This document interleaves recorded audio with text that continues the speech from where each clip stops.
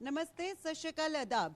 ਇੱਕ ਅਜਿਹੇ ਲੀਡਰ ਨੇ ਜਿਹੜੇ ਹਰ ਸੀਐਮ ਤੋਂ ਪੁੱਛਦੇ ਨੇ ਕਿ ਆਖਿਰ ਬਤਾਓ ਕਾਫਿਲਾ ਕਿਸਨੇ ਲੂਟਾ। तो समझ गए होंगे मैं गल कर रही हूँ पंजाब बीजेपी प्रधान सुनील जाखड़ दी, ਜਿਹੜੇ ਨਿਊਜ਼ ਰੂਮ ਚ ਪਹੁੰਚੇ ਨੇ ਡੇਲੀ ਪੋਸਟ ਦੇ।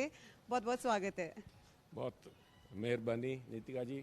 ਤੇ ਕੁਝ ਕਹਿਣ ਤੋਂ ਪਹਿਲਾਂ ਸਾਰਿਆਂ ਤੋਂ ਪਹਿਲਾਂ ਤੁਹਾਨੂੰ, ਤੁਹਾਡੀ ਸਾਰੀ ਟੀਮ ਨੂੰ, ਖਾਸ ਤੌਰ ਤੇ ਜਗਦੀਪ ਜੀ ਨੂੰ ਬਹੁਤ ਬਹੁਤ ਵਧਾਈ ਦੇਣਾ ਚਾਹੁੰਦਾ। ਬਹੁਤ ਹੀ ਬੜੀਆ ਐਸਟੈਬਲਿਸ਼ਮੈਂਟ ਜਿਸ ਤਰ੍ਹਾਂ ਤੁਸੀਂ ਇਹ ਬਣਾਇਆ। I wish you all the best, all the luck, because ਅੱਜ ਦੇ ਜ਼ਮਾਨੇ ਦੇ ਅੰਦਰ ਜਦੋਂ ਮੀਡੀਆ ਦੇ ਜ਼ਬਾਨ ਦੇ ਉੱਤੇ ਜਿਸ ਤਰ੍ਹਾਂ ਦਾ ਸਰਕਾਰਾਂ ਕੰਟਰੋਲ ਕਰ ਰਹੀਆਂ, ਉਹ ਲੋਕਤੰਤਰ ਵਾਸਤੇ ਕੋਈ ਚੰਗੇ ਸੰਕੇਤ ਨਹੀਂ। ਗੱਲਾਂ ਸਾਰੇ ਕਰਦੇ ਹੈ, ਪਰੰਤੂ ਜਦੋਂ ਮੌਕਾ ਜਿਸ ਨੂੰ ਮਿਲਦਾ ਬਖਸ਼ਦਾ ਕੋਈ ਵੀ ਨਹੀਂ। ਜਾਂ ਜੋ ਕੁਝ ਹੋ ਰਿਹਾ ਖਾਸ ਤੌਰ ਤੇ ਪੰਜਾਬ ਦੇ ਅੰਦਰ ਬਹੁਤ ਹੀ ਚਿੰਤਾ ਦਾ ਵਿਸ਼ਾ ਹੈ। ਤੇ ਮੈਂ ਇਸ ਗੱਲ ਨੂੰ ਮੰਨਦਾ ਵੀ ਜਿਸ ਕਿਸਮ ਦੀ ਤੁਹਾਡੀ ਐਸਟੈਬਲਿਸ਼ਮੈਂਟ ਹੈ, ਜਿਸ ਐਸਟੈਬਲਿਸ਼ਮੈਂਟ ਤੋਂ ਵੀ ਬਿਲਡਿੰਗਸ ਇਕੁਇਪਮੈਂਟ ਜ਼ਰੂਰੀ ਹੈ, ਪਰ ਸਭ ਤੋਂ ਪਹਿਲਾਂ ਜਿਹੜਾ character and will power to ਸੱਚ ਪਤਾ ਸਾਰਿਆਂ ਨੂੰ ਹੁੰਦਾ। ਸੱਚ ਕਹਿਣਾ ਕੀਮਤ ਬਹੁਤ ਵੱਡੀ ਚੁਕਾਉਣੀ ਪੈਂਦੀ ਹੈ ਤੇ ਮੈਂ ਤਾਂ ਭੁਗਤ ਭੋਗੀ ਰਿਹਾ, ਪਰ ਮੈਂ ਆਈ wish you all the best. ਜੋ ਕੁਛ ਵੀ ਤੁਸੀਂ ਕਰ ਰਹੇ ਹੋ, I wish you all the best in your character. Sahib Jagdeep Sandhu ji ਵੀ ਨੇ, ਮੈਂ ਇੱਕ ਵਾਰ ਜ਼ਰੂਰ ਉਹਨਾਂ ਨੂੰ ਕਹੂੰਗੀ ਕਿ ਵੈਲਕਮ ਤੁਸੀਂ ਕਰ ਸਕਦੇ। ਬਿਲਕੁਲ ਜਾਖੜ ਸਾਹਿਬ, ਤੁਸੀਂ ਕਿਹਾ ਕੀਮਤ ਚੁਕਾਉਣੀ ਪੈਂਦੀ ਹੈ, ਅਸੀਂ ਚੁਕਾ ਵੀ ਰਹੇ ਹਾਂ। ਹਰ ਰੋਜ਼ ਅਸੀਂ, ਸਾਡੀ ਕੋਸ਼ਿਸ਼ ਹੁੰਦੀ ਹੈ ਕਿ ਫੇਅਰ ਰਹੀਏ, ਕਿਉਂਕਿ ਬਹੁਤ ਇੱਕ ਡਿਫਿਕਲਟ ਫੇਜ਼ ਹੈ ਮੀਡੀਆ ਲਈ ਵੀ, ਪਬਲਿਕ ਨੂੰ ਵੀ ਬਹੁਤ ਸਾਰੀ ਐਕਸਪੈਕਟੇਸ਼ਨ ਰਹਿੰਦੀ ਹੈ, ਕਿਉਂਕਿ ਕੁਝ ਵੀ ਹੋ ਜਾਏ ਕਹਿੰਦੇ ਗੋਦੀ ਮੀਡੀਆ। ਸੋ ਇੱਕ ਟਰਮ ਜੋੜ ਦਿੱਤੀ ਹੈ, ਲੋਕਾਂ ਨੂੰ ਇਹ ਨਹੀਂ ਪਤਾ ਹੁੰਦਾ ਕਿ ਕਿਸ ਮੁਸ਼ਕਲਾਂ ਵਿੱਚੋਂ ਚੈਨਲ ਨੂੰ ਸਟੈਂਡ ਕਰਵਾਉਣਾ, ਚੈਨਲ ਦੀ ਹਰ ਬੰਦੇ ਦੀ ਆਵਾਜ਼ ਉਠਾਉਣੀ ਔਰ ਫੇਅਰ ਰਹਿਣਾ ਅੱਜ ਬੜੀ ਵੱਡੀ ਚੁਣੌਤੀ ਹੈ। ਸੋ ਬਹੁਤ ਬਹੁਤ ਧੰਨਵਾਦ ਕਿ ਤੁਸੀਂ, ਤੁਹਾਨੂੰ ਲੱਗਦਾ ਕਿ ਅਸੀਂ ਫੇਅਰ ਹਾਂ, ਔਰ ਉਮੀਦ ਕਰਦੇ ਹਾਂ ਅਸੀਂ ਐਂ ਫੇਅਰ ਰਵਾਂਗੇ ਔਰ ਪੰਜਾਬ ਦੀ ਆਵਾਜ਼ ਬਣ ਕੇ ਰਵਾਂਗੇ। Thank you so much sir. ਸਭ ਤੋਂ ਪਹਿਲਾਂ ਸ਼ੁਰੂਆਤ ਕਰਦੇ ਹਾਂ 56 ਵਰਸਸ 56 ਇੰਚ ਦੀ। ਕੱਲ ਤੁਸੀਂ ਵੀ ਦੇਖਿਆ ਹੋਣਾ ਹੈ ਕਿ ਮੁੰਬਈ ਦੇ ਵਿੱਚ ਇੱਕ ਫੋਟੋ ਸੈਸ਼ਨ ਹੋਇਆ, ਜਿਹਦੇ ਵਿੱਚ ਹਾਲਾਂਕਿ ਬਹੁਤ ਘੱਟ ਲੋਕ ਹੋਣਗੇ ਜਿਨ੍ਹਾਂ ਨੇ ਕਾਊਂਟ ਕੀਤਾ ਹੋਏਗਾ, ਪਰ 56 ਲੀਡਰ ਸੀ, ਯਾਨੀ ਕਿ 56 ਲੀਡਰ ਸੀ। ਤੇ ਉਹ ਕਿਹਦੇ ਖਿਲਾਫ ਖੜੇ ਹੋਏ ਨੇ ਹਰ ਕੋਈ ਜਾਣਦਾ ਹੈ, 56 ਇੰਚ ਵਾਲੇ ਪ੍ਰਧਾਨ ਮੰਤਰੀ ਮੋਦੀ ਦੇ।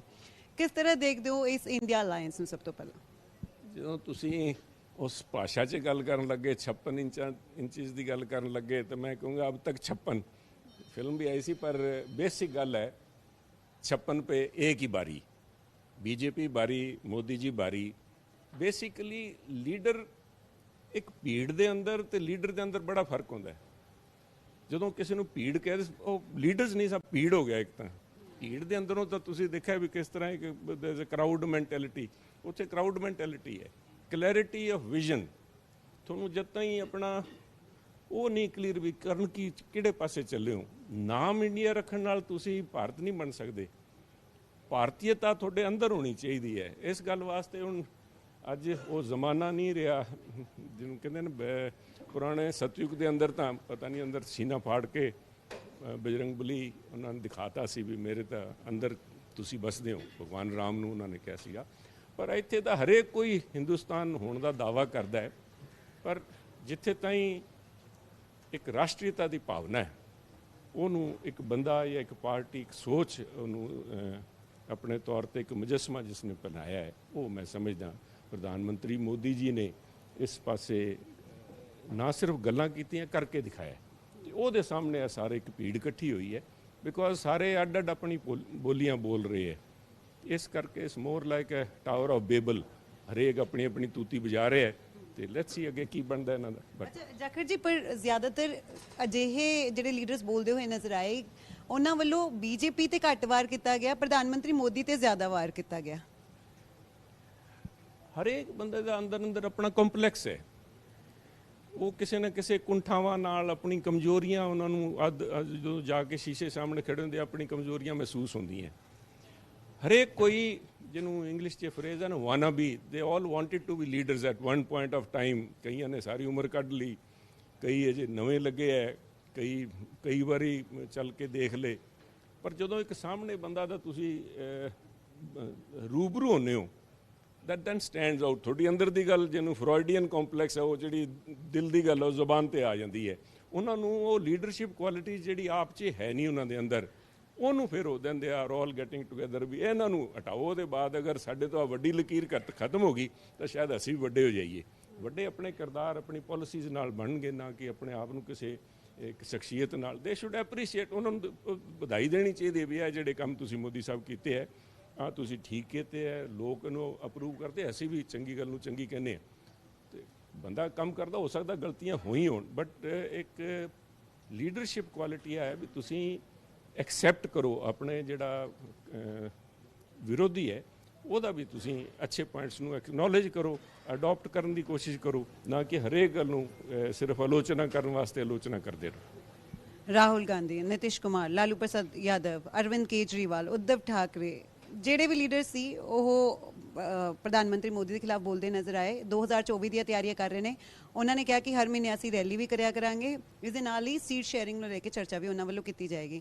ਉਹ 2024 ਦੀਆਂ ਤਿਆਰੀਆਂ ਕਰ ਰਹੇ ਨੇ, ਲੇਕਿਨ ਬੀਜੇਪੀ 2023 ਦੇ ਵਿੱਚ ਹੀ ਚੋਣਾਂ ਕਰਾਉਣ ਦੀ ਤਿਆਰੀ ਕਰ ਰਹੀ ਹੈ। ਸੁਖਬੁਗਾਹਟ ਹੈ ਕਿ 2023 ਦੇ ਵਿੱਚ ਹੀ ਲੋਕ ਸਭਾ ਤੇ ਵਿਧਾਨ ਸਭਾ ਚੋਣਾਂ ਜਿਹੜੀਆਂ ਨੇ ਹੋ ਸਕਦੀਆਂ ਨੇ। ਵਨ ਨੇਸ਼ਨ ਵਨ ਇਲੈਕਸ਼ਨ ਹੋ ਸਕਦੀ ਹੈ ਜਾਂ ਨਹੀਂ, ਇਹ ਕਿਆਸ ਰਾਈ ਹੈ। ਟਾਈਮ ਫਰੇਮ ਮੈਂ ਸਮਝਦਾ ਬੜਾ ਘੱਟ ਹੈ ਜਿਹਨੂੰ ਦੇਖਦੇ ਤੁਸੀਂ, ਕਿਉਂਕਿ ਇਹਦੀ ਬਹੁਤ ਵੱਡੇ ਲੈਵਲ ਤੇ ਇਹਦੀ ਅਪਰੂਵਲ, ਉਹਦੇ ਬਾਅਦ there is a logistic issues ਇਹਦੇ ਵਿੱਚ ਆਣਗੇ, ਕਨਸਟੀਟਿਊਸ਼ਨਲ ਇਸ਼ੂਜ਼ ਇਹਦੇ ਵਿੱਚ ਆਣਗੇ, ਟਾਈਮ ਫਰੇਮ ਦਾ ਇਹਦੇ 'ਚ ਮਸਲਾ ਪਊਗਾ। ਉਹਦੇ ਬਾਅਦ ਅਗਰ ਜੁਡੀਸ਼ੀਅਲ ਰਿਵਿਊ ਦਾ ਮਸਲਾ ਆ ਜਾਊਗਾ, ਕਿਸੇ ਕੋਰਟ 'ਚ ਜਾ ਕੇ ਅਗਰ ਚੈਲੰਜ ਹੋ ਜਾਂਦਾ ਹੈ ਕਿ ਉਹਨੂੰ ਕਿਸ ਤਰ੍ਹਾਂ ਕਰਨਗੇ।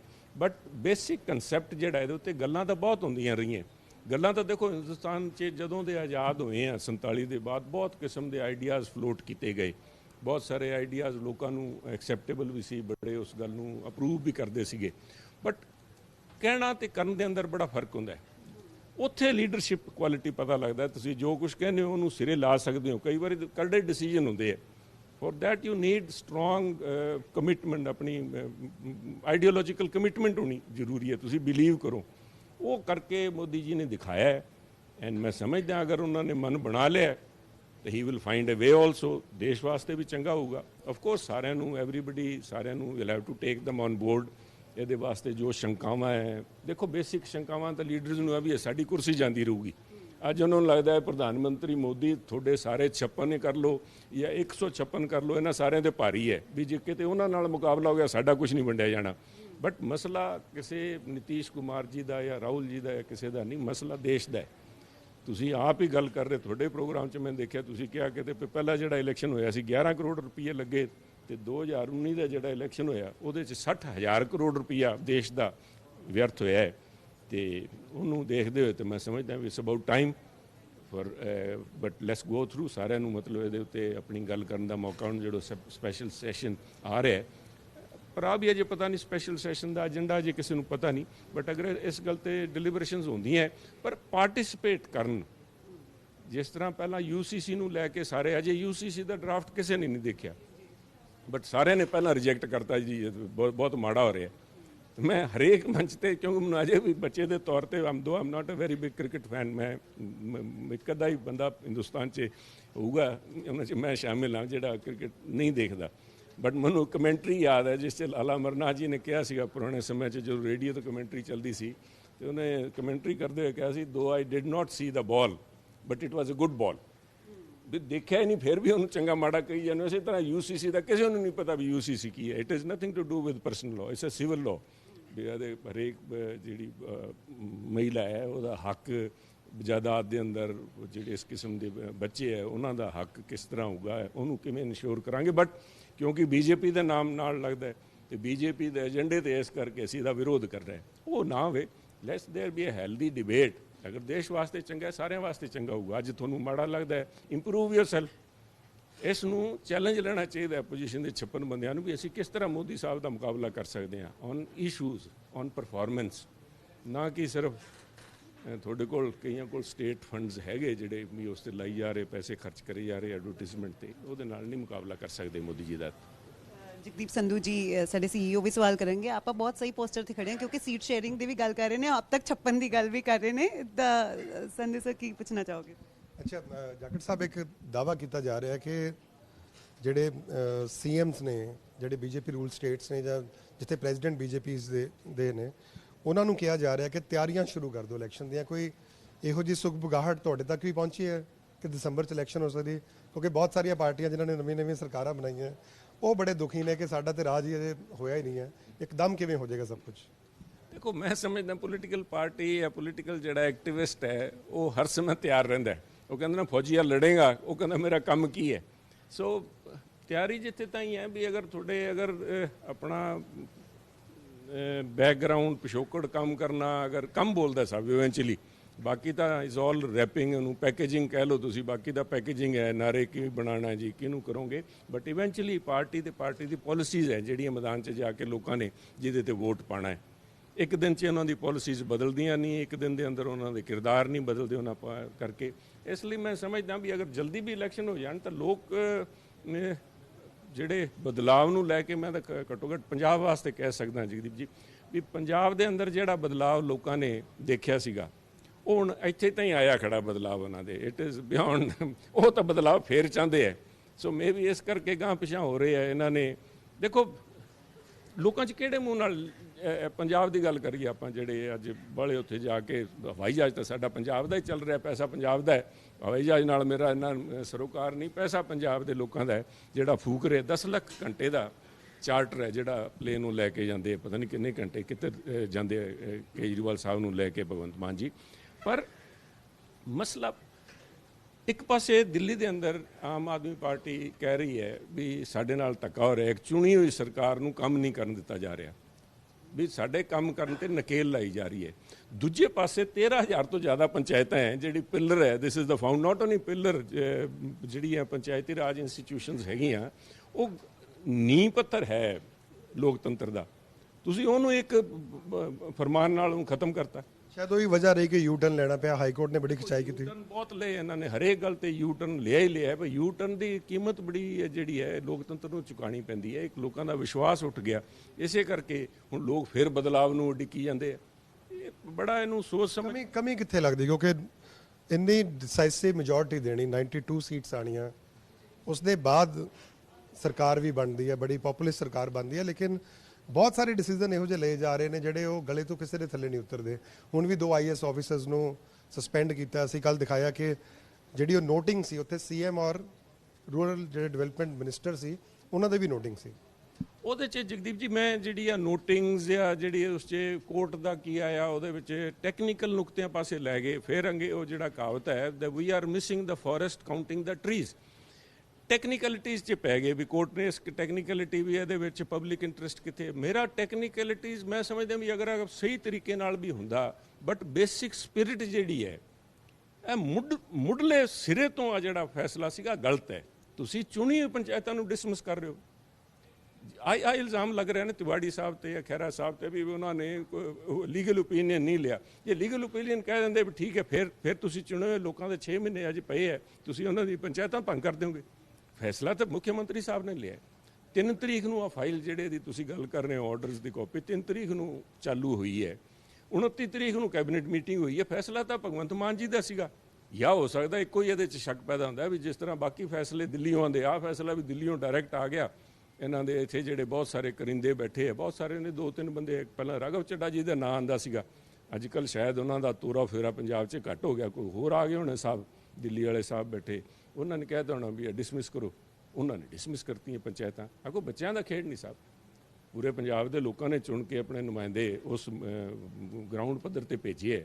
ਤੁਸੀਂ ਆਪਣੇ ਐਟ ਵਿਮ ਐਂਡ ਫੈਂਸੀ ਤੁਸੀਂ ਉਹਨਾਂ ਨੂੰ ਡਿਸਮਿਸ ਕਰਤਾ। ਹੁਣ ਆਪਣੀ ਇੱਜ਼ਤ ਬਚਾਉਣ ਵਾਸਤੇ ਅਸੀਂ ਵਿਡਰਾਅ ਕਰ ਲਿਆ। ਵਿਡਰਾਅ ਕਾਹਦਾ ਕਰ ਲਿਆ? ਤੁਸੀਂ ਆਪਣੀ ਉੱਥੇ ਮਜ਼ਾਕ ਬਣਵਾਤਾ ਤੁਸੀਂ ਸਰਕਾਰ ਦਾ। ਬੇਸਿਕਲੀ ਤਾਂ ਪੰਜਾਬ ਬਦਨਾਮ ਹੁੰਦਾ ਸਭ, ਇਕੱਲੇ ਭਗਵੰਤ ਮਾਨ ਜੀ ਆਮ ਆਦਮੀ ਪਾਰਟੀ ਦਾ ਮਸਲਾ ਨਹੀਂ, ਮਸਲਾ ਪੰਜਾਬ ਦਾ ਹੈ। ਪੰਜਾਬ ਵੀ ਕਿਸ ਤਰ੍ਹਾਂ ਦੀ ਐਡਮਿਨਿਸਟ੍ਰੇਸ਼ਨ, ਇੱਕ ਬਾਰਡਰ ਸਟੇਟ ਹੈ, ਤੁਸੀਂ ਉਹਦੇ ਤੇ ਹੁਣ ਤੁਸੀਂ ਬਲੇਮ ਉਹਨਾਂ ਤੇ ਕਰ ਰਹੇ ਹੋ ਆਫੀਸਰਸ ਤੇ। ਵਾਈ ਡਜ਼ਨਟ ਇਟ ਉਹ ਰਿਸਪੌਂਸਿਬਿਲਿਟੀ ਲੈਣੀ ਚਾਹੀਦੀ ਹੈ ਵੀ ਮੈਂ ਗਲਤ ਫੈਸਲਾ ਲਿਆ ਹੈ, ਮੈਨੂੰ ਪਤਾ ਨਹੀਂ ਸੀਗਾ। ਦੇਖੋ ਆ ਪਤਾ ਨਹੀਂ ਵਾਲੀ ਬੜੀ ਮੈਂ ਇੱਕ ਰਿਵਾਜ ਦੇਖਿਆ, ਉਹਦੇ ਵਿੱਚ ਵੀ ਅਗੇਨ ਇੰਟਰ ਰਿਲੇਟਿਡ ਇਸ਼ੂਜ਼ ਹੈ। ਇੱਕ ਬਹੁਤ ਹੀ ਸਾਡੇ ਭੋਲੇ ਤੇ ਨਾਦਾਨ ਮੁੱਖ ਮੰਤਰੀ ਹੈ ਜਿਨ੍ਹਾਂ ਨੂੰ ਪਤਾ ਨਹੀਂ ਲੱਗਿਆ ਵੀ ਅਫਸਰਾਂ ਨੇ ਕੀ ਲਿਖ ਕੇ ਭੇਜਤਾ, ਉਹਨਾਂ ਨੇ ਦਸਤਖਤ ਕਰਤੇ। ਇਸੇ ਤਰ੍ਹਾਂ ਹੀ ਸਾਲ ਪਹਿਲਾਂ ਪਤਾ ਲੱਗਿਆ ਸੀ ਇੱਕ ਟਰਾਂਸਪੋਰਟ ਮਿਨਿਸਟਰ ਸੀਗੇ ਕਾਂਗਰਸ ਦੇ, ਜਿਹੜੇ ਕਹਿੰਦੇ ਜੀ 800 ਬੱਸਾਂ ਜੈਪੁਰ ਭੇਜਤੀਆਂ ਬੋਡੀ ਬਣਾਉਣ, ਤੇ ਜਦੋਂ ਪੁੱਛਿਆ ਵੀ ਕਿੰਨਾ ਪੈਸਾ ਖਾ ਗਏ, ਕਹਿੰਦੇ ਮੈਂ ਤਾਂ ਜੀ ਮੈਨੂੰ ਤਾਂ ਅਫਸਰਾਂ ਨੇ ਜੋ ਫਾਈਲ ਦਿੱਤੀ ਮੈਂ ਸਾਈਨ ਕਰਤਾ। ਜਦੋਂ ਤੁਹਾਡੇ ਗਰਦਨ 'ਚ ਜਾਂ ਗਲੇ 'ਚ ਆ ਕੇ ਫਸ ਜਾਂਦਾ ਕੁਝ, ਤੁਸੀਂ ਜਾ ਕੇ ਅਫਸਰਾਂ ਨੂੰ ਕਹਿ ਦੇਣੇ ਆਫਿਸਰਸ ਨੇ ਕੀਤਾ ਹੈ। अच्छा, मैं उस वाल आ रहा सी, वो एक शेर है कि कुछ जख्म ऐसे होते हैं जो सदियों तक याद रहते हैं क्योंकि वक्त के पास हर मर्ज की दवा नहीं होती। क्योंकि मैं देखदा कांग्रेसी ਤੁਹਾਨੂੰ ਪਾਣੀ ਪੀ ਪੀ ਕੇ ਕੋਸਦੇ ਨੇ, ਤੁਸੀਂ ਵੀ ਮੌਕਾ ਨਹੀਂ ਛੱਡਦੇ ਕਾਂਗਰਸ ਤੇ ਅਟੈਕ ਕਰਨ ਦਾ, ਕਿ ਇੰਨੇ ਜ਼ਿਆਦਾ ਦਿਲ ਤੁਹਾਡੇ ਜਿਹੜੇ ਆ ਦੂਰ ਹੋ ਗਏ ਤੁਸੀਂ ਦਿਲਾਂ ਤੋਂ ਕਿ ਬਾਰ-ਬਾਰ ਜਿਹੜੀ ਇਹ ਪ੍ਰੋਬਲਮ ਆ ਰਹੀ। ਦੇਖੋ ਮੇਰੇ ਆਈ wood say majority of congressman ਮੇਰੇ ਬਹੁਤ ਹੀ ਸੁਖਾਵੇਂ, ਮੈਂ ਹਮੇਸ਼ਾ ਹੀ ਪਾਰਟੀ ਨੂੰ ਆਪਣਾ ਪਰਿਵਾਰ ਸਮਝ ਕੇ ਚੱਲਿਆ। ਮੇਰੇ ਦੋਸਤ ਸੀਗੇ, ਕੁਲੀਗ ਸੀਗੇ, ਪੋਲੀਟੀਕਲ ਐਸੋਸੀਏਟਸ ਦੇ ਬਜਾਵਾ ਮੇਰੇ ਕੁਲੀਗ ਜ਼ਿਆਦਾ ਸੀਗੇ ਜਿਨ੍ਹਾਂ ਨਾਲ ਮੈਂ 20 ਸਾਲ ਐਕਟਿਵ ਪੋਲੀਟਿਕਸ 'ਚ ਰਿਹਾ, ਜਿਨ੍ਹਾਂ ਦੇ ਨਾਲ ਕਈ ਪੁਰਾਣੀ ਪੁਸ਼ਤੈਨੀ ਉਹਨਾਂ ਦੇ ਨਾਲ ਸਾਡੇ ਪਰਿਵਾਰਕ ਸੰਬੰਧ ਵੀ ਰਹੇ ਹੈ। ਪਰ ਰੌਲਾ ਉਸ ਦਿਨ ਜਿਹੜਾ ਫਰਕ ਹੈ, ਜਿਹੜਾ ਮੈਨੂੰ ਨਹੀਂ ਸੀ ਪਤਾ ਵੀ ਇੰਨਾ ਕੁ ਜ਼ਹਿਰ ਮੇਰੇ ਖਿਲਾਫ ਅੰਦਰ ਲਈ ਫਿਰਦੇ ਹੈ, ਵੀ ਚਿਹਰੇ ਇੱਕ ਚਿਹਰੇ 'ਤੇ ਕਈ ਚਿਹਰੇ ਲਗਾਤੇ हैं, ਜਿਸ ਤਰ੍ਹਾਂ ਬੜੇ ਖੁੱਲ੍ਹ ਕੇ ਹੱਸ ਕੇ ਮਿਲਦੇ ਸੀਗੇ। ਪਰ ਜਿਸ ਦਿਨ ਉਹਨਾਂ ਨੇ ਆਹ ਕਿਹਾ ਵੀ ਸੁਨੀਲ ਜਾਖੜ ਇੱਕ ਬਤੌਰ ਹਿੰਦੂ ਦੇ ਅਗਰ ਇਹਦਾ ਚਿਹਰਾ ਅੱਗੇ ਕਰ ਦਿਓਗੇ ਤਾਂ ਪੰਜਾਬ 'ਚ ਅੱਗ ਲੱਗ ਜੂਗੀ, ਉਸ ਦਿਨ ਮੈਨੂੰ ਅਹਿਸਾਸ ਹੋਇਆ ਵੀ ਇਹਨਾਂ ਨੂੰ ਸੁਨੀਲ ਦੇ ਅੰਦਰ ਹਿੰਦੂ ਸਿੱਖ ਦਿਖਾਈ ਦੇਣ ਲੱਗ ਜਾਂਦਾ। ਸੁਨੀਲ ਨੂੰ ਐਜ਼ ਏ ਸੁਨੀਲ ਨਹੀਂ ਸਮਝਦੇ, ਆਪਣੇ ਦੋਸਤ ਆਪਣੇ ਭਾਈ ਦੇ ਤਰ੍ਹਾਂ, ਆਪਣੇ ਕੁਲੀਗ ਦੀ ਤਰ੍ਹਾਂ ਨਹੀਂ ਸਮਝਦੇ। ਇਹਨਾਂ ਦੇ ਅੰਦਰ ਜਿਹੜਾ ਜ਼ਹਿਰ ਹੈ, ਉਸੇ ਕਰਕੇ ਤੁਸੀਂ ਯਾਦ ਕਰੋ ਜਗਦੀਸ਼ ਜੀ, ਮੈਂ ਉਸ ਇਲੈਕਸ਼ਨ ਤੋਂ ਪਹਿਲਾਂ, ਉਦੋਂ ਤਾਂ 6 ਮਹੀਨੇ ਇਲੈਕਸ਼ਨਾਂ 'ਚ ਪਏ ਸੀਗੇ, ਮੈਂ ਉਦੋਂ ਕਿਹਾ ਸੀ ਵੀ I am out of electoral politics, ਇਹਨਾਂ ਬੰਦਿਆਂ ਨਾਲ ਮੈਨੂੰ ਫੇਰ ਡੀਲ ਕਰਨਾ ਪਊਗਾ। ਉਦੋਂ ਤਾਂ ਨਾ ਕੋਈ ਪਾਰਟੀ ਛੱਡਣ ਦਾ ਮਸਲਾ ਸੀਗਾ, ਨਾ ਕੋਈ ਇਲੈਕਸ਼ਨ ਸੀਗਾ, ਵੀ ਆਈ ਵਿਲ ਸਟੈਪ ਅਸਾਈਡ, ਵੀ ਇਹਨਾਂ ਲੋਕਾਂ ਨਾਲੋਂ ਮੇਰੇ ਤੋਂ ਉਸੇ ਲਹਿਜੇ 'ਚ ਗੱਲ ਹੋਣੀ ਨਹੀਂ ਜਿਹੜੇ ਮੇਰੇ ਵਾਸਤੇ ਇਸ ਕਿਸਮ ਦੀ ਸੋਚ ਰੱਖਦੇ ਆ। ਤੇ ਉਹ ਇੱਕ ਚੰਦ ਲੋਕ ਆ ਜਿਨ੍ਹਾਂ ਨੇ ਉਸ ਟਾਈਮ ਅੱਗ ਲਾਈ ਸੀ, ਉਹੀ ਅੱਜ ਵੀ ਬੋਲੀ ਜਾਂਦੇ ਆ। ਬਾਕੀ ਤਾਂ ਸਾਰਿਆਂ ਨਾਲ ਮੇਰਾ ਅੱਜ ਵੀ ਬਹੁਤ ਹੀ ਅੱਛੇ ਸੰਬੰਧ ਹੈ। ਤੁਸੀਂ ਗੱਲਬਾਤ ਹੁੰਦੀ ਹੈ ਜਿਹੜੇ ਪੁਰਾਣੇ ਕਾਂਗਰਸੀ ਜੀ, ਮੇਰੇ ਸੰਬੰਧ ਉਹਨਾਂ ਨਾਲ ਉਨੇ ਹੀ ਮਜ਼ਬੂਤ ਹੈ। ਉਲਟੀ ਦਾ ਹੁਣ ਅਗਲਾ ਜ਼ਿਆਦਾ ਉਹ ਕਹਿੰਦੇ ਨਾ ਡਿਸਟੈਂਸ ਮੇਕਸ ਦਾ ਹਾਰਟ ਗਰੋ ਫੌਂਡਰ, ਉਸ ਕਰਕੇ ਅੱਜ ਕੱਲ੍ਹ ਜ਼ਿਆਦਾ ਸਾਡੇ ਤਾਂ ਬਹੁਤ ਦੂਜਿਆਂ ਨਾਲ ਤਾਂ ਬਹੁਤ ਅੱਛੇ ਸੰਬੰਧ ਹੈ। 4-5 ਲੋਕ ਗਿਣਤੀ ਦੇ ਹੈ ਜਿਨ੍ਹਾਂ ਨੇ ਅੱਗ ਲਾਈ ਸੀ, ਇਕੱਲੇ ਸੁਨੀਲ ਦੇ ਪ੍ਰਤੀ ਨਹੀਂ, ਸਾਡੇ ਪੰਜਾਬ ਦੀ ਭਾਈਚਾਰਕ ਸਾਂਝ ਦੇ ਅੰਦਰ ਇਹਨਾਂ ਨੇ ਜ਼ਹਿਰ ਬੀਜਣ ਦੀ ਕੋਸ਼ਿਸ਼ ਕੀਤੀ ਸੀਗੀ, ਜਿਹੜੀ ਪੰਜਾਬ ਦੇ ਲੋਕਾਂ ਨੇ ਬੁਰੀ ਤਰ੍ਹਾਂ ਉਹਨੂੰ ਰਿਜੈਕਟ ਕਰਤਾ। ਬੀਜੇਪੀ ਕਿੰਨੀ ਡਿਫਰੈਂਟ ਪਾਰਟੀ ਕਾਂਗਰਸ ਤੋਂ, ਕਿਉਂਕਿ ਤੁਸੀਂ ਫਰੀडम ਦੀ ਗੱਲ ਕਰਦੇ ਹੋ ਕਿ ਬੀਜੇਪੀ 'ਚ ਇਸ ਚੀਜ਼ ਦਾ ਫਰੀडम ਹੈ, ਔਰ ਦੂਜਾ ਸਵਾਲ ਕਿ ਤੁਸੀਂ ਐਡਜਸਟ ਕਰ ਪਾਏ ਹੋ ਬੀਜੇਪੀ 'ਚ, ਕਿਉਂਕਿ ਤੁਹਾਡੀ ਪਰਿਵਾਰ ਦੀ ਲੈਗੇਸੀ ਰਹੀ ਹੈ, 40-50 ਸਾਲ ਤੁਸੀਂ ਕਾਂਗਰਸ 'ਚ ਰਹੇ ਹੋ, ਬੜਾ ਮੁਸ਼ਕਿਲ ਹੁੰਦਾ ਇੱਕ ਘਰ ਨੂੰ ਛੱਡ ਕੇ ਦੂਜੇ ਘਰ 'ਚ ਜਾਣਾ, ਔਰ ਅਕਸਰ ਤੁਹਾਡੇ ਤੇ ਸਵਾਲ ਵੀ ਉੱਠਦੇ ਕਿ ਘਰ ਦੇ ਵਿੱਚ 2-2 ਝੰਡੇ ਲੱਗੇ ਨੇ, ਕਿੰਨਾ ਮੁਸ਼ਕਿਲ ਹੁੰਦਾ ਹੈ ਇੱਕ ਲੈਗੇਸੀ ਨੂੰ ਛੱਡ ਕੇ ਦੂਜੀ ਲੈਗੇਸੀ 'ਚ ਜਾਣਾ? ਲੈਗੇਸੀਜ਼ ਛੱਡੀਆਂ ਨਹੀਂ ਜਾਂਦੀਆਂ ਸਾਹਿਬ, I am what I am. Sunil ਬਦਲਿਆ ਨਹੀਂ ਸਾਹਿਬ, ਸੁਨੀਲ ਦੀ ਅੱਜ ਪੋਲੀਟੀਕਲ ਅਫੀਲੀਏਸ਼ਨ ਚੇਂਜ ਹੋ ਗਈ ਹੋਣੀ ਹੈ, ਬਟ ਮਾਈ ਪੋਲੀਟਿਕਸ ਜਾਂ ਮੇਰੀ ਰਾਜਨੀਤੀ ਹਮੇਸ਼ਾ ਭਲਾਈ ਦੀ ਰਹੀ ਹੈ, ਵੀ ਅਸੀਂ ਸਮਾਜ ਵਾਸਤੇ, ਆਪਣੇ ਸੂਬੇ ਵਾਸਤੇ, ਆਪਣੇ ਮੁਲਕ ਵਾਸਤੇ ਕੁਝ ਕਰ ਜਾਈਏ ਤਾਂ ਕਿ ਉਹ ਲੈਗੇਸੀ ਬਣਾ ਕੇ ਰੱਖੀਏ। Our legacy is our contribution, ਅਸੀਂ ਸੁਸਾਇਟੀ ਵਾਸਤੇ, ਲੋਕਾਂ ਵਾਸਤੇ, ਮੁਲਕ ਵਾਸਤੇ ਕੀ ਕਰਕੇ ਜਾਂਦੇ, ਉਹ ਲੈਗੇਸੀ ਹੈ। ਤੇ ਮੇਰੇ ਤੇ ਲੈਗੇਸੀ ਮੇਰੇ ਫਾਦਰ ਦੀ, ਉਹਨਾਂ ਦੀ ਲੈਗੇਸੀ ਹੈ ਵੀ ਜੋ ਕੁਝ ਉਹਨਾਂ ਨੇ ਖੇਤੀ ਵਾਸਤੇ ਕੀਤਾ, ਕਿਸਾਨਾਂ ਵਾਸਤੇ, ਪੰਜਾਬ ਵਾਸਤੇ ਕੀਤਾ, ਉਹਦਾ ਉਸ ਲੈਗੇਸੀ ਨੂੰ ਇੰਟੈਕਟ ਰੱਖੀਏ। ਮੇਰੇ ਅੱਜ ਵੀ ਚਾਹੇ ਪਾਰਟੀ ਕਾਂਗਰਸ ਚੋਂ ਇੱਧਰ ਆ ਗਿਆ ਜੀ, ਮੇਰੀ ਸੋਚ ਮੈਂ ਸਮਝਦਾ ਕਿਸੇ ਤੋਂ ਲੁਕੀ ਹੈ ਨਹੀਂ ਸੀ। ਮੈਂ ਉਹ ਚੰਦ ਉਹਨਾਂ ਕਿਸਮ ਦੇ ਲੋਕਾਂ ਦਾ ਜਿਹੜਾ ਜੋ ਮੇਰੇ ਦਿਲ 'ਚ ਸੀਗੀ ਉਹ ਮੇਰੇ ਜ਼ੁਬਾਨ 'ਤੇ ਸੀਗੀ, ਹਮੇਸ਼ਾ ਗੱਲ ਸੱਚੀ ਆਪਣੇ ਹਿਸਾਬ ਨਾਲ। ਹੋ ਸਕਦਾ ਮੈਂ ਗਲਤ ਹਾਂ, ਮੈਨੂੰ ਠੀਕ ਲੱਗੇ, ਹੋ ਸਕਦਾ that may be wrong, but ਆਪਣੀ ਗੱਲ ਆਖੀ ਹੈ, ਸ਼ਾਇਦ ਉਸੇ ਦੀ ਮੁੱਲ ਪਾ ਕੇ ਬੀਜੇਪੀ ਨੇ, ਨਹੀਂ ਅਦਰਵਾਈਜ਼ ਮੈਂ ਤਾਂ ਜੁਮਾ 1 ਸਾਲ ਹੋਇਆ ਮੈਨੂੰ ਜਗਦੀਪ ਜੀ ਬੀਜੇਪੀ 'ਚ ਜੁਆਇਨ ਕੀਤੇ ਨੂੰ, ਤਾਂ ਮੈਨੂੰ ਐਡੀ ਵੱਡੀ ਜ਼ਿੰਮੇਵਾਰੀ ਦਿੱਤੀ ਹੈ, ਕੁਝ ਸੋਚ ਕੇ ਦਿੱਤੀ ਹੋਣੀ ਉਹਨਾਂ ਨੇ, ਜਿਹੜੇ ਮੁਲਕ ਚਲਾ ਰਹੇ ਹੈ ਉਹਨਾਂ ਦੀ। ਇਹੀ ਵਜ੍ਹਾ ਹੈ ਕਿ ਲੋਕ ਤੁਹਾਡੀ ਉਸ ਸਾਦਗੀ ਦੇ ਕਾਇਲ ਨੇ। ਅੱਜ ਕੱਲ੍ਹ ਪੰਜਾਬ 'ਚ ਇੱਕ ਬੜੀ ਵੱਖਰੀ ਫਿਲਮ ਚੱਲ ਰਹੀ ਹੈ, ਹਮ ਸਾਥ ਸਾਥ ਹੈ, ਕਿਉਂਕਿ ਅਸੀਂ ਦੇਖਿਆ ਇੰਡੀਆ ਅਲਾਇੰਸ ਵਿੱਚ ਲਗਭਗ ਤੈਅ ਹੋ ਗਿਆ ਕਿ ਕਾਂਗਰਸ ਤੇ ਆਮ ਆਦਮੀ ਪਾਰਟੀ ਜਿਹੜੀ ਹੈ ਉਹ ਪੰਜਾਬ 'ਚ ਇਲੈਕਸ਼ਨ ਲੜੇਗੀ। ਮੇਰੇ ਪਿੱਛੇ ਜਿਹੜੀਆਂ ਸਾਰੀਆਂ ਪਾਰਟੀਆਂ ਦਾ ਤੁਸੀਂ ਦੇਖ ਸਕਦੇ ਹੋ, ਅਸੀਂ ਸਪੈਸ਼ਲੀ ਬਣਵਾਇਆ ਹੋਇਆ ਵੀ ਕੌਣ ਸਾਥ ਸਾਥ ਹੈ, ਕਿਉਂਕਿ ਤੁਹਾਡੇ ਨਾਲ ਵੀ ਇੱਕ ਅਕਸਰ ਸਵਾਲ ਉੱਠਦਾ ਕਿ ਤੁਸੀਂ ਅਕਾਲੀ ਦਲ ਦੇ ਨਾਲ ਕਿੰਨੇ ਕੁ ਸਾਥ ਹੋ, ਕਿ ਤੁਸੀਂ ਵੀ ਹਮ ਸਾਥ ਸਾਥ ਹੈ ਵਾਲਾ ਕੁਝ ਹੋ ਸਕਦੀ ਹੈ, ਤਸਵੀਰ ਬਣ ਸਕਦੀ ਹੈ? ਦੇਖੋ ਮੇਰਾ ਜਿਹੜਾ ਏਜੰਡਾ ਸੀਗਾ, ਮੈਨੂੰ ਤਾਂ ਬੜਾ ਕਲੀਅਰ ਕੱਟ, ਜਿਹੜੀ ਮੈਨੂੰ ਆ ਜਦੋਂ ਜ਼ਿੰਮੇਵਾਰੀ ਸੰਭਾਈ ਹੈ ਉਹਦੇ ਵਿੱਚ ਕੋਈ ਕਿਸੇ ਕਿਸਮ ਦੀ ਕਿਸੇ ਨਾਲ ਐਸੋਸੀਏਸ਼ਨ ਦੀ ਗੱਲ ਹੈ ਨਹੀਂ ਸੀ। ਵਰਚੁਅਲੀ ਇਟ ਵਾਜ਼, ਉਹ ਕਹਿੰਦੇ ਨਾ ਕਲੀਨ ਸਲੇਟ, ਵੀ ਆ ਸਾਡੇ ਕੋਲ ਤੇ ਅਸੀਂ ਇੰਨੀਆਂ ਸੀਟਸ ਦੇ ਉੱਤੇ ਬੀਜੇਪੀ ਕੰਟੈਸਟ ਕਰਦੀ ਹੈ ਤੇ ਜਾ ਕੇ ਪੂਰੇ ਪੰਜਾਬ ਦੇ ਅੰਦਰ ਬੀਜੇਪੀ ਦੀ ਪਾਰਟੀ ਦਾ ਆਪਾਂ ਐਸਟੈਬਲਿਸ਼ ਕਰਨਾ ਹੈ। ਦੈਟ ਇਜ਼ ਮਾਈ ਏਜੰਡਾ, ਜਿਹਨੂੰ ਮੈਂ ਲੈ ਕੇ ਚੱਲਿਆ। ਤੇ ਜਿੱਥੇ ਤਾਈਂ ਬੀਜੇਪੀ ਦਾ ਤੇ ਅਕਾਲੀਆਂ ਦਾ ਐਸੋਸੀਏਸ਼ਨ ਪਹਿਲਾਂ ਰਹੀ ਹੈ, ਉਹ ਉਸ 'ਤੇ ਵੀ ਚਰਚਾ ਜਦੋਂ ਪਹਿਲਾਂ ਵੀ ਗੱਲ ਹੋਈ ਵੀ ਕਿਸ ਤਰ੍ਹਾਂ ਤੁਸੀਂ ਉਹਨੂੰ ਡਿਫਾਈਨ ਕਰਦੇ ਹੋ। ਇੱਕ ਬੜੀ ਉਹਦੇ ਵਿੱਚ HM ਸਾਹਿਬ ਨੇ ਜਿਹੜੀ ਗੱਲ ਕੀਤੀ ਸੀ, ਕਹਿੰਦੇ ਸੁਨੀਲ ਆ ਜਿਹੜੀ BJP ਤੇ ਅਕਾਲੀਆਂ ਨਾਲ ਸਮਝੌਤਾ ਜਿਸ ਸਮੇਂ ਕੀਤਾ ਗਿਆ, ਉਸ ਸਮੇਂ ਆ ਕੋਈ ਪੋਲੀਟੀਕਲ ਡਿਸੀਜਨ ਹੈ ਨਹੀਂ ਸੀਗਾ। It was a decision in the interest of the ਆ ਜਿਹੜੀ ਇੱਥੇ ਭਾਈਚਾਰਕ ਸਾਂਝ, ਪੰਜਾਬ ਦੀ ਅਮਨ ਸ਼ਾਂਤੀ, ਇੱਕ larger issue of national security and national ਆਪਸ 'ਚ ਜਿਹੜਾ ਭਾਈਚਾਰਾ ਹੈ ਉਸ ਸਾਂਝ ਨੂੰ ਬਣਾਏ ਰੱਖਣ ਵਾਸਤੇ। ਬਿਕੋਜ਼ ਗਲਤ ਕਿਸਮ ਦੇ ਐਲੀਮੈਂਟ ਜਿਹੜੇ ਹੈ, ਤੁਸੀਂ ਯਾਦ ਕਰੋ ਜਦੋਂ ਆ ਟਾਈਅਪ ਹੋਇਆ, ਆਪਾਂ ਆਤੰਕਵਾਦ ਦੇ ਉਸ ਦੌਰ 'ਚੋਂ ਅਜੇ ਨਿਕਲ ਹੀ ਰਹੇ ਸੀਗੇ, ਜਦੋਂ ਅਜੇ ਵੀ ਉਸ ਕਿਸਮ ਦਾ ਇੱਕ ਡਰ ਦਾ ਮਾਹੌਲ ਪੰਜਾਬ ਦੇ ਅੰਦਰ ਸੀਗਾ, ਉਹਦੇ ਮੱਦੇ ਨਜ਼ਰ ਕੀਤਾ ਗਿਆ ਸੀਗਾ। ਅੱਜ ਜਿਸ ਹਿਸਾਬ ਨਾਲ ਅਕਾਲੀਆਂ ਨੇ ਸਾਥ ਛੱਡਿਆ, ਉਹਦੇ ਬਾਅਦ ਹੁਣ ਅਸੀਂ ਆਪਣੇ ਆਪ ਦਾ ਵਜੂਦ ਸਾਰੇ ਪੰਜਾਬ ਦੇ ਅੰਦਰ ਲੈ ਕੇ ਜਾਣਾ ਹੈ, ਉਹ ਕੰਮ ਤੁਸੀਂ ਕਰੋ। ਸੋ ਤੁਸੀਂ ਦੇਖਿਆ ਜਲੰਧਰ ਦੀ ਬਾਈ ਇਲੈਕਸ਼ਨ 'ਚ ਦੇਖਿਆ ਸੀ, ਜੋ BJP ਔਰ ਅਕਾਲੀ ਦਲ ਦੇ ਅਗਰ ਵੋਟ ਬਰਾਬਰ ਹੋ ਜਾਂਦੇ ਤਾਂ ਸ਼ਾਇਦ ਤਸਵੀਰ ਕੁਝ ਹੋਰ ਹੁੰਦੀ, ਕਿਉਂਕਿ BJP ਚੌਥੇ ਨੰਬਰ ਤੇ ਆਈ ਹੈ। ਹਜੇ ਵੀ ਪੰਜਾਬ ਜਿਹੜਾ ਬਹੁਤ ਜ਼ਿਆਦਾ ਟਰਸਟ ਨਹੀਂ ਕਰ ਪਾ ਰਿਹਾ BJP ਦੇ ਉੱਪਰ। ਤੁਹਾਡਾ ਚਿਹਰਾ ਅੱਗੇ ਲਿਆਂਦਾ ਗਿਆ, ਕਿੰਨਾ ਫਾਇਦਾ ਮਿਲੇਗਾ ਉਸ ਚਿਹਰੇ ਦਾ? ਲੇਕਿਨ ਬਾਰ-ਬਾਰ ਕਹਿ ਰਹੇ ਕਿਉਂਕਿ ਕਹਿੰਦੇ ਇਲੈਕਸ਼ਨ 'ਚ ਵਕਤ ਬਹੁਤ ਘੱਟ ਹੈ ਔਰ ਤੁਹਾਡੇ ਕੋਲ ਵੀ ਵਕਤ ਬਹੁਤ ਜ਼ਿਆਦਾ ਨਹੀਂ ਹੈ। ਅਗਰ ਤੁਹਾਨੂੰ ਚਾਂਸ ਮਿਲਦਾ, ਕਿਸ ਪਾਰਟੀ ਦੇ ਹੱਥ ਰੱਖੋਗੇ, ਕਿਹਦੇ ਨਾਲ ਅਲਾਈਅੰਸ ਚਾਹੋਗੇ? ਸਭ ਮੈਨੂੰ ਚੁਆਇਸ ਆ ਨਹੀਂ ਵੀ ਅਸੀਂ ਕੀ ਕਰਨਾ, ਮੈਨੂੰ ਚੁਆਇਸ ਹੈ ਪੰਜਾਬ ਦੀ, ਵੀ ਪੰਜਾਬ ਦੀ ਬਿਹਤਰੀ ਅਸੀਂ ਕਿਸ ਤਰ੍ਹਾਂ ਕਰ ਸਕਦੇ ਹਾਂ। ਆ ਨਹੀਂ ਵੀ ਉਹਨਾਂ ਨੂੰ ਕਿਹੜੇ ਹਾਲਾਤ 'ਚ ਬਣਿਆ ਨਹੀਂ ਸੀ ਜਾਂ ਜੋ ਕੁਝ ਵੀ ਹੋਇਆ ਸੀ। ਅੱਜ ਤੁਸੀਂ ਦੇਖੋ ਜਿਸ ਕਿਸਮ ਦੀ ਦੇयर ਇਜ਼ ਅ ਲੀਡਰਸ਼ਿਪ ਵੈਕਿਊਮ ਹੈ ਸਾਹਿਬ, ਕੁਰਸੀ ਤੇ ਬੈਠਣ ਨਾਲ, ਕਿਉਂਕਿ ਸੌਰੀ ਮੈਂ ਆਮ ਥੋੜਾ ਜਿਹਾ ਪਾਸੇ ਡਾਇਵਰਜਿੰਗ ਫਰੋਮ ਦਾ ਜਿਹੜੇ ਇਸ਼ੂ ਤੁਸੀਂ ਪੁੱਛ ਰਹੇ ਹੋ, ਬੜਾ ਇਹਦੇ ਨਾਲ ਢੁਕਵੀਂ ਗੱਲ ਤੁਸੀਂ ਆ ਕਹਿਤੀ। ਕੁਰਸੀ ਤੇ ਬੈਠਣ ਨਾਲ ਕੋਈ ਪ੍ਰਤਾਪ ਸਿੰਘ ਕੈਰੋਂ ਨਹੀਂ ਬਣਦੇ ਸਾਹਿਬ। ਪਰਸੋਂ 3 ਦਿਨ ਪਹਿਲਾਂ ਭਗਵੰਤ ਮਾਨ ਜੀ ਨੇ ਬਿਆਨ ਦਿੱਤੇ, ਜਿਸ ਤਰ੍ਹਾਂ ਉਹਨਾਂ ਦੇ ਲਹਿਜੇ ਦੇ ਅੰਦਰ ਆਪਣੇ ਆਪ ਨੂੰ ਉਹ ਸਰਦਾਰ ਪ੍ਰਤਾਪ ਸਿੰਘ ਕੈਰੋਂ ਮਹਿਸੂਸ ਕਰ ਰਹੇ ਸੀਗੇ ਵੀ ਮੈਂ ਸਾਰੇ ਪਟਵਾਰੀ, ਕਿਉਂਕਿ ਉਹਨੂੰ ਤੁਹਾਨੂੰ ਯਾਦ ਹੋਣਾ ਉਸ ਟਾਈਮ ਜਦੋਂ ਪਟਵਾਰੀਆਂ ਨੇ ਹੜਤਾਲ ਕੀਤੀ ਸੀ, ਸਰਦਾਰ ਪ੍ਰਤਾਪ ਸਿੰਘ ਕੈਰੋਂ ਨੇ ਉਸੇ ਟਾਈਮ ਫੌਰੀ ਬਦਲਤੇ ਸੀ। ਸੋ ਦੇ ਆਰ ਡਿਲੀਜਨਸ ਆਫ ਗ੍ਰੈਂਡੀਅਰ। ਉਹਦੇ ਅੱਗੇ ਵਾਲੀ ਮੈਂ ਪੂਰੀ ਲਾਈਨ ਨਹੀਂ ਪੜ੍ਹਨਾ, because when somebody gets a disillusion of that we mightiest of all have to swoop down and squash the. ਇੱਥੇ ਬੰਦ ਕਰ ਦਿਆਂ ਮੈਂ, ਅੱਗੇ ਫਿਰ ਇਟ ਵਿਲ ਬਿਕਮ ਅਨਪਾਰਲੀਮੈਂਟਰੀ। ਉਹ ਆਪਣੇ ਆਪ ਨੂੰ ਉਸ ਫੀਲਿੰਗ ਲੈ ਰਹੇ ਸੀ ਵੀ ਮੈਂ ਕੁਰਸੀ ਤੇ ਬੈਠ ਕੇ ਸ਼ਾਇਦ ਮੈਂ ਪ੍ਰਤਾਪ ਸਿੰਘ ਨਹੀਂ ਸਾਹਿਬ। ਕੁੜਤੇ ਲੀੜੇ ਪਾਉਣ ਨਾਲ ਕੋਈ ਲੀਡਰ ਨਹੀਂ ਬਣਦਾ। 92 ਸੀਟਾਂ ਲੈਣ ਨਾਲ ਤੁਸੀਂ ਪੰਜਾਬ ਦਾ ਵਿਸ਼ਵਾਸ ਨਹੀਂ ਜਿੱਤ ਲਿਆ। ਪੰਜਾਬ ਦੇ ਲੋਕਾਂ ਨੇ ਇੱਕ ਬਦਲਾਵ ਚਾਹਿਆ। It was more of a dissatisfaction. ਲੋਕ ਅੱਕੇ ਬੈਠੇ ਸੀ ਵੀ ਇਹ ਲੀਡਰ ਜਿਹੜੇ ਇੱਥੇ ਭਾਈਚਾਰਕ ਸਾਂਝ ਦੇ ਅੰਦਰ ਬੀਜ ਬੋ ਰਹੇ ਜ਼ਹਿਰ ਦਾ, ਜਿਹੜੇ ਲੋਕਾਂ ਨੇ ਸਿਰਫ ਆਪਣਾ ਨਿੱਜੀ ਸਵਾਰਥ ਇੱਕ ਬਿਜ਼ਨਸ ਬਣਾਤਾ ਇਹਨੂੰ ਪੋਲਿਟਿਕਸ ਨੂੰ, ਉਹਨੂੰ ਉਹਨਾਂ ਨੇ ਰਿਜੈਕਟ ਕੀਤਾ ਸੀਗਾ। ਪਰ ਜੇ ਮਨ ਲੱਗਦਾ ਵੀ ਹੁਣ ਰਿਜੈਕਸ਼ਨ ਇਹਨਾਂ ਦੀ ਤਾਂ ਰਿਜੈਕਸ਼ਨ ਬਹੁਤ ਛੇਤੀ ਆ ਗਈ ਸੀ। ਵਿਦਨ ਤੁਸੀਂ ਇਲੈਕਸ਼ਨ ਜਦੋਂ ਰਿਜ਼ਲਟ ਆਏ ਹੈ ਮਾਰਚ ਦੇ ਅੰਦਰ, ਤੇ 3 ਮਹੀਨਿਆਂ ਬਾਅਦ ਜਦੋਂ ਇਲੈਕਸ਼ਨ ਆਏ ਹੈ ਸੰਗਰੂਰ ਦੇ, ਤੇ ਉਸੇ ਟਾਈਮ ਲੋਕਾਂ ਨੇ ਰਿਜੈਕਟ ਕਰਤਾ ਵੀ ਸਾਨੂੰ ਆ ਬਦਲਾਵ ਚਾਹੀਦਾ ਨਹੀਂ, ਇਹ ਜਿਹਾ ਬਦਲਾਵ ਮੈਨੂੰ ਨਹੀਂ ਚਾਹੀਦਾ। ਪਰ ਅੱਜ ਇਹਨਾਂ ਨੂੰ ਦਿੱਤਾ, ਚੰਗਾ ਲੱਗੇ ਮਾੜਾ ਲੱਗੇ, ਇਹ ਇੱਕ ਡੈਮੋਕ੍ਰੈਟਿਕ ਸਿਸਟਮ ਦੇ ਅੰਦਰ ਜਿਹੜਾ ਅੱਜ ਸਾਡਾ ਹੈ, ਦੇयर is no right to recall. ਤੁਸੀਂ ਚੁਣ ਤਾਂ 5 ਸਾਲ ਭੁਗਤਣੇ ਪੈਣਗੇ।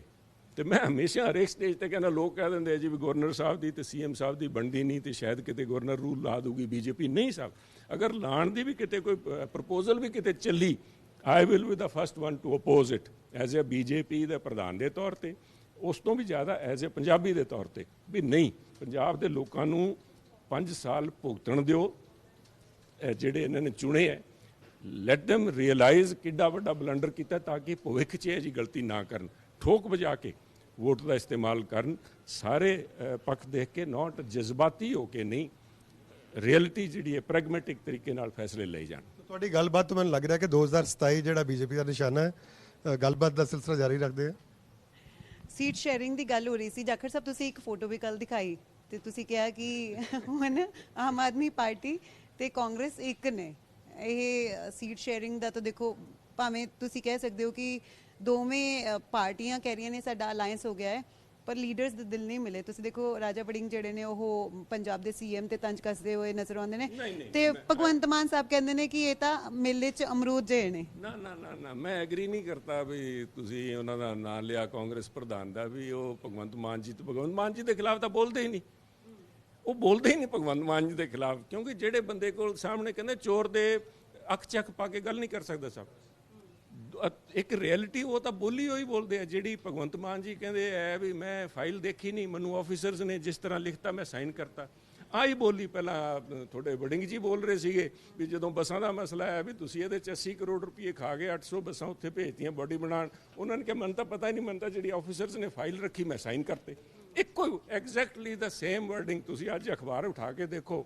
CMO ਕਹਿ ਰਿਹਾ ਹੈ ਵੀ ਮਾਨ ਸਾਹਿਬ ਤਾਂ ਬੜੇ ਨਾਦਾਨ ਹੈ, ਬੜੇ ਭੋਲੇ ਹੈ, ਉਹ ਜਿਹੜੇ ਫਾਈਲ ਆਈ ਉਹਦੇ ਤੇ ਉਹਨਾਂ ਨੇ ਦਸਤਖਤ ਕਰਤੇ।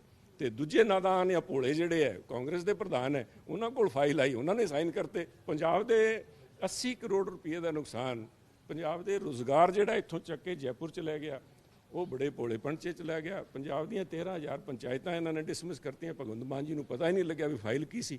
ਅਗਰ ਤੁਹਾਨੂੰ ਫਾਈਲ ਪੜ੍ਹਨੀ ਨਹੀਂ ਆਉਂਦੀ, ਤੁਹਾਨੂੰ ਪੰਜਾਬ ਦਾ ਜਿਹੜਾ ਹੈ ਉਹਦੀ ਬਿਹਤਰੀ ਤੁਹਾਨੂੰ ਪਸੰਦ ਨਹੀਂ, ਕਾਬਲ ਤੁਸੀਂ ਇਸ ਗੱਲ ਦੇ, ਫਿਰ ਕਿਉਂ ਬਿਨਾਂ ਮਤਲਬ ਕੁਰਸੀਆਂ ਨੱਪੀ ਬੈਠੇ ਹੋ? ਪਾਸੇ ਹੋ, ਕਿਸੇ ਹੋਰ ਨੂੰ ਮੌਕਾ ਦਿਓ ਉੱਥੇ। ਤੇ ਬਿਲਕੁਲ ਨਹੀਂ ਬੋਲਦੇ। ਜਿਹੜੇ ਦੂਜੇ ਬੋਲਦੇ ਆ ਸਾਰੇ ਉਹ ਲੋਕ ਬੋਲਦੇ ਆ ਜਿਨ੍ਹਾਂ ਨੂੰ ਇਹਦੇ ਵਿੱਚ ਲੌਂਗ ਟਰਮ, ਤੁਸੀਂ ਦੇਖੋ ਆਮ ਸਪੀਕਿੰਗ ਫਰੋਮ ਹਿਸਟਰੀ, ਦੇਖੋ ਜਿਹੜੀ ਸਟੇਟ ਦੇ ਅੰਦਰ ਕਾਂਗਰਸ ਪਾਰਟੀ ਨੇ ਦੂਜੀ ਪਾਰਟੀ ਦੇ ਨਾਲ, ਉੱਥੇ ਦੀ ਰੀਜਨਲ ਪਾਰਟੀ ਦੇ ਨਾਲ ਟਾਈ ਅਪ ਕੀਤਾ ਹੈ, ਚਾਹੇ ਯੂਪੀ ਹੈ, ਚਾਹੇ ਵੈਸਟ ਬੰਗਾਲ ਹੈ, ਚਾਹੇ ਕਿਸੇ ਸੂਬੇ 'ਚ ਜਿੱਥੇ ਜਾ ਕੇ ਇਹਨਾਂ ਨੇ ਟਾਈ ਅਪ ਕਰ ਲਿਆ, ਕਾਂਗਰਸ ਪਾਰਟੀ ਇਜ਼ ਡੈਸੀਮੇਟਿਡ। ਯੂਪੀ 'ਚ ਤੁਹਾਨੂੰ ਪਤਾ ਹੈ ਅੱਜ ਦੇ ਦਿਨ ਕੌਣ ਹੈ ਕਾਂਗਰਸ ਦਾ ਪ੍ਰਧਾਨ, ਕੌਣ ਹੈ?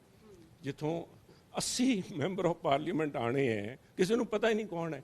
ਅਜੇ ਵੀ ਕਹਿ ਰਹੇ ਹੈ ਵੀ ਹੁਣ ਕਹਿੰਦੇ ਸ਼ਾਇਦ ਅਖਿਲੇਸ਼ ਯਾਦਵ ਜੀ 2 ਸੀਟਾਂ ਇਹਨਾਂ ਨੂੰ ਛੱਡ ਦੇਣ, ਰਾਏ ਬਰੇਲੀ ਤੇ ਅਮੇਠੀ, ਕਿਉਂਕਿ ਉੱਥੇ ਆਪ ਲੜਦੇ, ਇਸ ਕਰਕੇ ਆਊਟ ਆਫ ਗ੍ਰੇਸ 80 'ਚੋਂ 2 ਸੀਟਸ ਇਹਨਾਂ ਨੂੰ ਦੇਣ ਦੀ ਇੱਕ ਖਰਾਤ ਸਿੱਟਣ ਵਾਲੀ ਗੱਲ ਹੈ। ਤੇ ਆਹੀ ਹਾਲ ਪੰਜਾਬ 'ਚ ਹੈ। ਜਿਹੜੇ ਕਾਂਗਰਸ ਵਿਚਾਰਧਾਰਾ ਨਾਲ, ਜਿਹੜੇ ਪੰਜਾਬ ਦੀ ਬਿਹਤਰੀ ਆ ਇੱਕ ਪਾਰਟੀ ਨਾਲ ਜੁੜੇ ਹੈ, ਉਹਨਾਂ ਨੂੰ ਤਾਂ ਅੱਗੇ ਦਿਸ ਰਿਹਾ। ਪਰ ਜਿਹੜੇ ਲੋਕ ਜਿਸ ਤਰ੍ਹਾਂ ਆਪਣੀਆਂ ਜਾ ਕੇ ਇੱਜ਼ਤ ਮਾਨ ਭਗਵੰਤ ਮਾਨ ਜੀ ਦੇ ਪੈਰਾਂ 'ਚ ਸਿੱਟੇ ਆਏ, ਜਿਨ੍ਹਾਂ ਨੂੰ ਵਿਜੀਲੈਂਸ ਦਾ ਡਰ ਹੈ, ਤੇ ਜਿਨ੍ਹਾਂ ਨੂੰ ਆਇਆ ਵੀ ਇਹਨਾਂ ਦੇ ਨਾਲ ਸਾਂਠ ਗਾਂਠ 'ਚ ਅਸੀਂ ਆਪਣੇ ਵਾਈਫ ਨੂੰ ਜਾਂ ਕਿਸੇ ਨੂੰ MP ਬਣਵਾ ਲਾਂਗੇ, ਉਹ ਲੋਕ ਤਾਂ ਖੁਸ਼ ਹੈ ਵੀ ਠੀਕ ਹੈ, ਸਾਡਾ ਤਾਂ ਦਾ ਲੱਗ ਜੂਗਾ, ਅਸੀਂ ਤਾਂ ਇੱਕ ਵਾਰੀ MP ਬਣ ਜਾਾਂਗੇ, ਬਾਕੀ ਪਾਰਟੀ ਜਾਵੇ। ਆਹ ਜਿਹੜੀ ਸੋਚ ਹੈ ਨਾ ਇਹਨਾਂ ਲੀਡਰਸ ਦੀ, ਆਹ ਹੀ ਜਿਹੜੀ ਹੈ ਇਟ ਇਜ਼ ਦਾ ਮੇਨ ਜਿਹੜਾ ਇਸ਼ੂ। ਰਾਹੁਲ ਗਾਂਧੀ ਜੀ ਸਮਝ ਨਹੀਂ ਰਹੇ, ਇਹ ਲੋਕ ਜਾ ਕੇ ਉੱਥੀਆਂ ਮਿੱਠੀਆਂ ਗੱਲਾਂ ਕਰਕੇ ਤੇ ਚਾਪਲੂਸੀ ਕਰਕੇ ਚਲਾ ਲੈਂਦੇ ਆ। But basic issue is that ਵੀ ਉਹ ਲੌਂਗ ਟਰਮ ਵਿਊ ਨਾ ਲੈ ਕੇ ਆਪਣਾ ਨਿੱਜੀ ਹਿੱਤਾਂ ਵਾਸਤੇ ਪੰਜਾਬ ਦੇ ਹਿੱਤਾਂ ਦਾ ਕੰਪਰੋਮਾਈਜ਼ ਕਰਨਗੇ। ਵੈਸੇ ਆਮ ਆਦਮੀ ਪਾਰਟੀ ਤਾਂ ਹੁਣ ਛੋਟੀ ਪਾਰਟੀ ਨਹੀਂ, ਨੈਸ਼ਨਲ ਪਾਰਟੀ ਹੋ ਗਈ ਜਾਖੜ ਸਾਹਿਬ। ਨੈਸ਼ਨਲ ਦਾ ਟੈਗ ਲੱਗਿਆ। ਬਾਕੀ ਇਹਨਾਂ ਨੂੰ ਜਿਸ ਤਰ੍ਹਾਂ ਸਿਮਟਦੇ ਚਲੇ ਗਏ, ਤੁਸੀਂ ਦੇਖੋ ਇੱਕ ਚਲੋ ਆਹ ਤਾਂ ਕਾਂਗਰਸ ਪਾਰਟੀ ਦੀ ਨੈਸ਼ਨਲ ਪਾਰਟੀ ਹੈ। ਕੇਜਰੀਵਾਲ ਜੀ ਕਹਿੰਦੇ ਹੈ ਰਾਹੁਲ ਜੀ ਕਾਂਗਰਸ ਪਾਰਟੀ ਨਾ ਪੰਜਾਬ 'ਚ ਦਖਲ ਕਰੂਗੀ ਨਾ ਦਿੱਲੀ 'ਚ ਦਖਲ ਕਰੂਗੀ। ਅਖਿਲੇਸ਼ ਯਾਦਵ ਕਹਿੰਦੇ ਹੈ ਰਾਹੁਲ ਜੀ ਯੂਪੀ 'ਚ ਐਂਟਰ ਨਾ ਕਰਿਓ ਤੁਸੀਂ।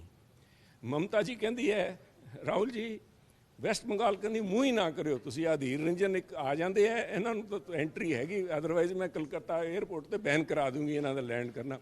ਕਿਹੜੀ ਸਟੇਟਸ ਛੱਡਣਗੇ? ਕਿੱਥੇ ਫਿਰ ਕਾਹਦੀ ਨੈਸ਼ਨਲ ਪਾਰਟੀ ਹੈ ਸਰ? ਇਹ ਜੀ ਨੈਸ਼ਨਲ ਪਾਰਟੀ ਕਿਸ ਕੰਮ ਦੀ? ਵੀ ਜਿਹੜੇ ਆਪਣੇ ਵਰਕਰਸ ਦੀ ਜਿਹੜੀ ਹੈ ਉਹਨੂੰ ਤਬਾਹ ਕਰਨ ਤੇ ਤੁਲੀ ਹੋਈ ਹੈ, ਵੀ ਉਹਨਾਂ ਦਾ ਜੋ ਉਹਨਾਂ ਦਾ ਹਾਰਡ ਵਰਕ ਹੈ। ਚਲੋ ਮੈਂ ਕਾਂਗਰਸ ਛੱਡਤੀ, ਬਟ ਮੇਰਾ ਮੰਨਣਾ ਹੈ ਇੱਕ ਹੈਲਦੀ ਡੈਮੋਕ੍ਰੇਸੀ ਦੇ ਅੰਦਰ ਇਹ strong opposition is a must. ਆ ਜਿਹੜੀ ਫਰੈਗਮੈਂਟਡ ਹੈ, ਟੁਕੜਿਆਂ 'ਚ ਵੰਡੇ, ਤੁਸੀਂ 56 ਘੰਟੇ ਵਿੱਚ 56 ਉੱਥੇ ਨਗ ਖੜੇ ਸੀਗੇ, ਤੁਹਾਡਾ ਕੀ ਖਿਆਲ ਹੈ 56 ਭਾਂਡੇ ਕਿਚਨ 'ਚ ਆਪਸ 'ਚ ਪਏ ਵੱਜਦੇ ਰਹਿੰਦੇ ਆ? ਉਹ ਤਾਂ ਬੰਦੇ ਹੈ ਤੇ ਸਾਰੇ ਲਾਰਜਰ ਦੈਨ ਲਾਈਫ ਈਗੋ, ਉਹ ਕਿਵੇਂ ਨਾਲ ਨਿਭ ਲੈਣਗੇ? ਕੱਲ ਤਾਈਂ ਤੇ ਇੱਕ ਦੂਜੇ ਦੇ ਨਾਲ ਲੜੀ ਜਾਂਦੇ ਸੀ, ਅੱਜ ਉੱਥੇ ਖੜੇ ਗੱਲਾਂ ਕਾਹਦੀਆਂ ਕਰ ਦੇਣਗੇ ਜੀ? ਉਹ ਤੁਸੀਂ ਆ ਜਿਹੜੀ ਦੋਸਤੀ ਹੈ ਨਾ,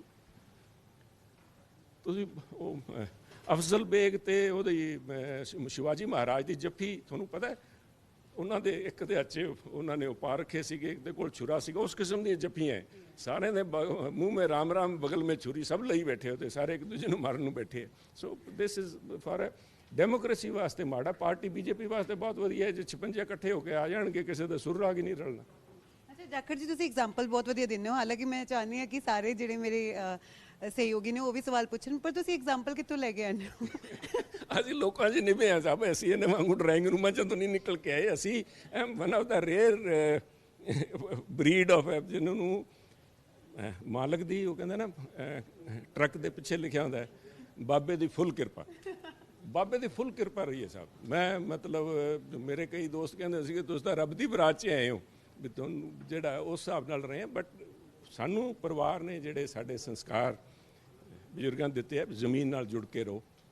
ਮੈਂ ਉਹ ਬੰਦਾ, ਜਦੋਂ ਸਾਡੇ ਮੈਨੂੰ ਯਾਦ ਹੈ ਪਹਿਲੇ ਉਸ ਸਮੇਂ ਦੇ ਅੰਦਰ ਜਦੋਂ ਸਾਡੇ ਉੱਥੇ ਖਾਲ ਪੱਕੇ ਹੁੰਦੇ ਸੀਗੇ ਤੇ ਖੇਤਾਂ ਦੇ ਅੰਦਰ ਉਹ ਖੱਚਰਾਂ ਦੇ ਉੱਤੇ ਇੱਟਾਂ ਲੈ ਕੇ ਜਾ ਕੇ ਖਾਲ ਬਣ ਰਹੇ ਸੀਗੇ, ਤੇ ਉਦੋਂ ਅਸੀਂ ਖੱਚਰਾਂ ਦੀ ਵੀ ਸਵਾਰੀ ਕੀਤੀ ਹੈ।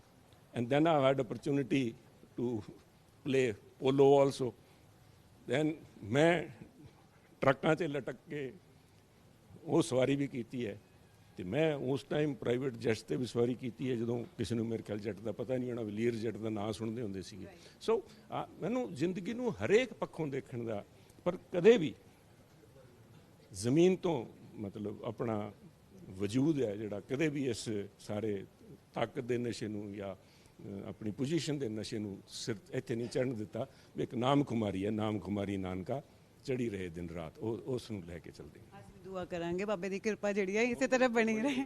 ਜਸਮੀਤ ਜੀ ਨੇ ਸੀਨੀਅਰ ਐਂਕਰ ਨੇ, ਉਹਨਾਂ ਤੋਂ ਜਾਣਨ ਨੇ ਕੀ ਸਵਾਲ ਕਰਨਾ ਚਾਹੁੰਦੇ। ਜਾਖੜ ਸਾਹਿਬ, ਮੇਰੇ 2 ਸਵਾਲ ਨੇ ਤੁਹਾਡੇ ਤੋਂ। 5 ਮਿੰਟ ਮੈਨੂੰ ਜਰਾਂਤ ਨਾਲ ਚਾਹੀਦੇ ਨੇ। ਪਹਿਲਾ ਸਵਾਲ ਤਾਂ ਪੰਜਾਬ ਨੂੰ ਲੈ ਕੇ ਹੀ ਹੈ, ਔਰ ਦੂਸਰਾ ਤੁਹਾਡੇ ਹਲਕੇ ਦੇ ਨਾਲ ਹੈ। ਪਹਿਲਾ ਪੰਜਾਬ ਨੂੰ ਲੈ ਕੇ ਇਹ ਹੈ ਕਿ ਕੇਂਦਰ ਰੂਰਲ ਡਿਵੈਲਪਮੈਂਟ ਫੰਡ ਕਿਉਂ ਰਿਲੀਜ਼ ਨਹੀਂ ਕਰ ਰਹੀ ਪੰਜਾਬ ਦਾ, ਕਿਉਂਕਿ ਆਖਰਕਾਰ ਨੁਕਸਾਨ ਤਾਂ ਪੰਜਾਬ ਦਾ ਹੀ ਹੋ ਰਿਹਾ। ਦੇਖੋ, ਰੂਰਲ